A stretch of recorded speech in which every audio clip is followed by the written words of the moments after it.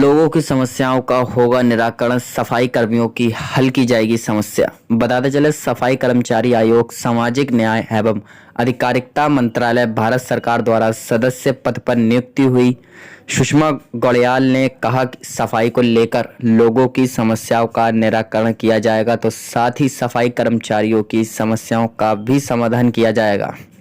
इस दौरान सुषमा गौड़ियाल ने कहा कि उन पर भरोसा करके उन्हें यह पद दिया गया है। उनका कहना है कि वह अपने दायित्वों को पूरी ईमानदारी के साथ निर्वहन करेंगी। सफाई कर्मचारियों की समस्याओं का भी निराकरण किया जाएगा। उन्होंने कहा कि वह मलिन बस्तियों में भी गई हैं। उन्होंने वहां पर जाकर उनकी समस्याओं को भी सुना है। इज्जतनगर क्षेत्र में सफाई कर्मचारी के साथ हुई मारपीट की बात को भी उठाया गया।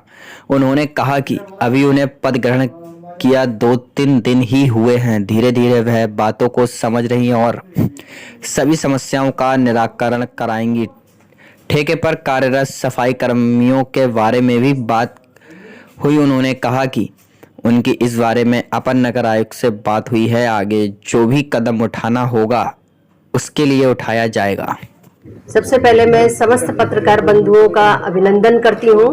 बहुत बहुत धन्यवाद कि आप सब लोग यहाँ पर आए हैं। और मैं अपने भारतीय जनता पार्टी, अपने शीर्ष अधिकारियों का बहुत बहुत धन्यवाद देती हूँ कि उन्होंने मुझे राष्ट्रीय सफाई कर्मचारी आयोग मंत्रालय में मनोनीत किया है।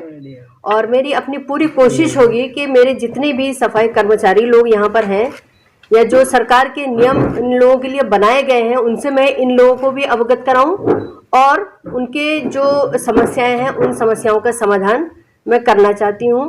और बरेली शहर को मैं चाहती हूं कि बरेली शहर का नाम होना चाहिए। अपने लोगों को जो भी सुविधाएं मैं प्राप्त करवा सकती हूं, जो उनकी मदद कर सकती हूं, मेरी पूरी कोशिश होगी कि मैं समाज के लिए खड़ी रहूं। कुछ समय पहले एक सफाई कर्मचारी के हत्या की गई थी, अपन ने उनके साथ मारपीट की गई थी। वीडियो भी कई बार, लेकिन अभी तक उनके खिलाफ कोई कार्रवाई नहीं।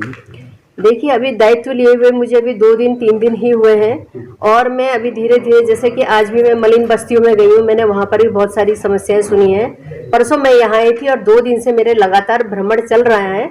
जितनी भी समस्याएं हैं, मेरा पूरा प्रयास है, चाहे किसी भी तरह की समस्या उसका समाधान करने का पूरी कोशिश करूंगी। मैं न्याय दिलाने की कोशिश करूंगी। पूरी तरह से मैं समाज के लिए समर्पित हूँ। सफाई कर्मचारी ठेके में जा रहे हैं, जबकि सरकारी जिला पंचायत में भी है, नगर पालिका में भी है, नगर निगम में भी है। उसके बाद भी सारा काम ठेकों को हो रहा है। अगर सरकारी नियुक्ति में हो जाए या हो जाए तो उन लोगों का भला होगा। उसको क्या करें? अभी आप लोग के आने से पूर्व ही अपर नगर आयुक्त जी हमारे साथ बैठे हुए थे और उन्होंने हमसे यही समस्याएं, हमने उनके सामने समस्याएं रखी थी कि जो ठेके पर रखे जा रहे हैं या डोर टू डोर है या मृतक आश्रित है, तो ऐसी बहुत सारी समस्याएं हमने उनके सामने रखी हैं। और हमने शासन का जो आदेश है वो भी उनसे लिया है। शासन आदेश जो नियमावली है वो सारी चीज़ें हमने कहा है उनसे कि वो हमें दें और फिर उसके बाद हम ज़रूर कुछ ना कुछ उसमें अपना कदम आगे बढ़ाएंगे। तो सफाई कर्मचारी को जो सीवर में उतार दिया जाता है, उससे गैस की वजह से कई सफाई कर्मचारियों की मृत्यु हो गई। वो उपकरण ना होने के कारण ये समस्या भी अभी हमने रखी थी उनके सामने। और मेरा पूरा विश्वास है और आप लोग भी ये विश्वास रखिए कि मेरा पूरी तरह से मैं समाज के लिए जो भी कर्मचारी लोग हैं, हमारे सफाई कर्मचारी लोग हैं, उनके लिए मैं सदैव तत्पर हूँ। नगर आयुक्त को कुछ बताया नहीं? मैंने उनसे नियमावली अभी मांग ली है और वो मुझे अभी दे देंगे। हालांकि व्हाट्सएप पर अभी जिला पंचायत में भी है, नगर पालिका में जो तहसीलों में नगर पालिका है उनमें भी है, सभी जगह सफाई कर्मचारी तो सभी जगह हर डिपार्टमेंट में सफाई में कितनी जगह खाली है, थोड़ा इस बारे में पता कर बताइए। ये भी हमने सब नियमावली उनसे ले ली है और धीरे धीरे अभी, चूंकि मैंने जैसे अभी बताया कि अभी 2 दिन ही मुझे इस दायित्व का करने का अवसर मिला है और मैं धीरे धीरे ये सब समस्याओं को उठाने का प्रयास करूँगी। मैडम, सफाई कर्मचारियों को पिछले 3 महीने तनख्वाह नहीं मिली, संविदा वालों लगातार धरना हो रहा है, कूड़ा सुखाने वालों को तनख्वाह नहीं मिली 3 महीने से। ठेकेदार को नगर निगम द्वारा पेमेंट होता है, पर ठेकेदार उनका पेमेंट नहीं करता। ये समस्या भी अभी बात हमने रखी थी उनके सामने और जल्दी ही इन सब चीज़ों का निवारण हम करवाएंगे।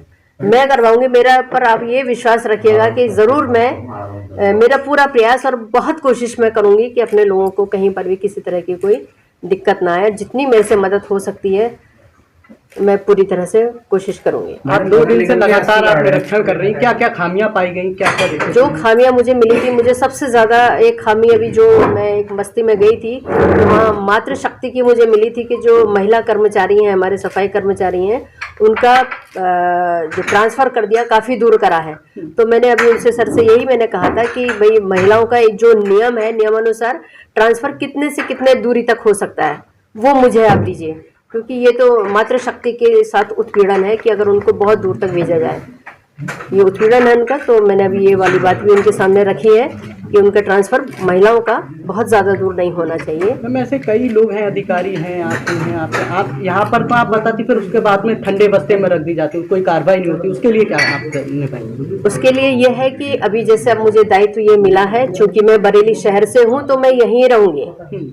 मेरी पूरी कोशिश होगी कि पहले मैं यहाँ के लोगों के लिए काम करूँ। हालांकि पूरे भारत का ही दायित्व हमें मिला हुआ है तो सभी जगह लाऊंगी, लेकिन मुझे यहाँ के जो कर्मचारी हैं उनके लिए विशेष तौर से, अपने यूपी के कर्मचारियों का विशेष तौर से ध्यान रखना होगा और मैं करूँगी, निश्चित मैं करूँगी।